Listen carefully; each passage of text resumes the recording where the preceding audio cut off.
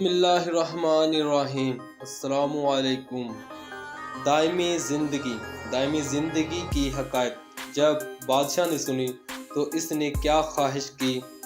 بادشاہ نے کیوں اپنے ایک قاصد کو ہندوستان روانہ کیا؟ بادشاہ کا قاصد ناکام کیوں ہوا؟ جب قاصد کو حقیقت کا علم ہوا تو اس نے کیا کیا؟ جہاں الفاظ کے معنوں پر نگاہ ہو وہاں اختلافات نہیں ہوتے، یہ کس نے کہا؟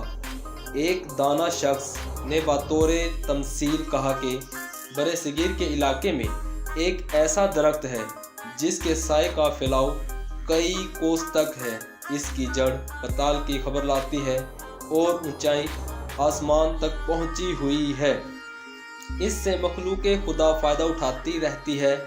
اس کے پتوں کے متعلق لوگوں کا یقین ہے کہ وہ نہایت ہی تلخ ہوتے ہیں، مگر جس شخص کو قسمت سے کوئی پتا ہاتھ لگ جائے اور وہ اس کو کھا لے تو اسے حیات ابدی نصیب ہو جاتی ہے۔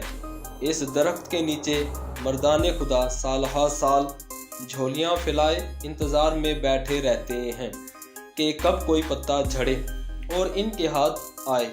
یہ حقائق ایک بادشاہ نے سنی اور جی میں کہا، اگر اس درخت کا میوہ ملے تو کیا کہنے۔ بادشاہ نے اپنے وزیروں سے اپنی اس خواہش کا ذکر کیا، سب نے ہاں میں ہاں ملائی۔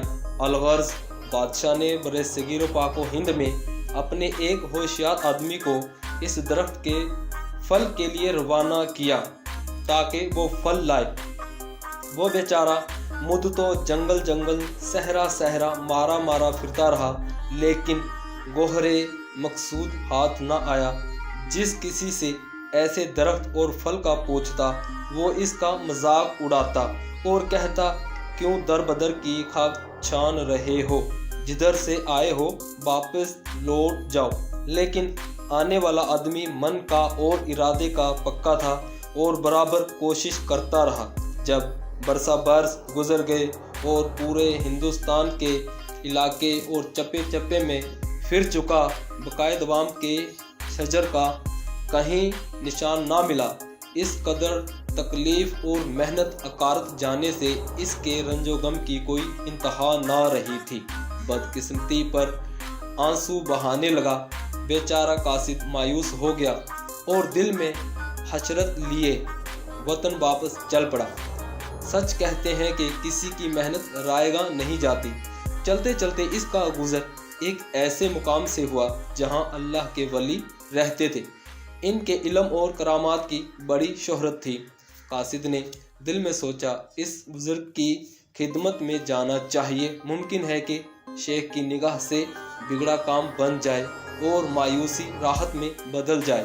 یہ سوچ کر وہ شیخ کے پاس حاضر ہوا اور ان کی نورانی صورت دیکھتے ہی اپنے آپ پر اختیار نہ رہا اور روتے ہوئے ان کے قدموں میں گر گیا۔ اس قدر آنسو بہائے کہ سارا بوجھ ہلکا ہو گیا۔ شیخ نے شفقت سے اس کو اٹھا کر گلے سے لگا لیا اور پوچھا، کیا بات ہے؟ پریشانی کا کیا سبب ہے؟ اس نے عرض کیا، جس کام کے لیے برسوں پہلے وطن سے نکلا تھا وہ کام نہیں ہوا۔ اب سوچتا ہوں واپس جا کر بادشاہ کو کیا جواب دوں گا۔ بادشاہ نے مجھے بقائے دوام کے شجر کی تلاش میں یہاں بھیجا تھا۔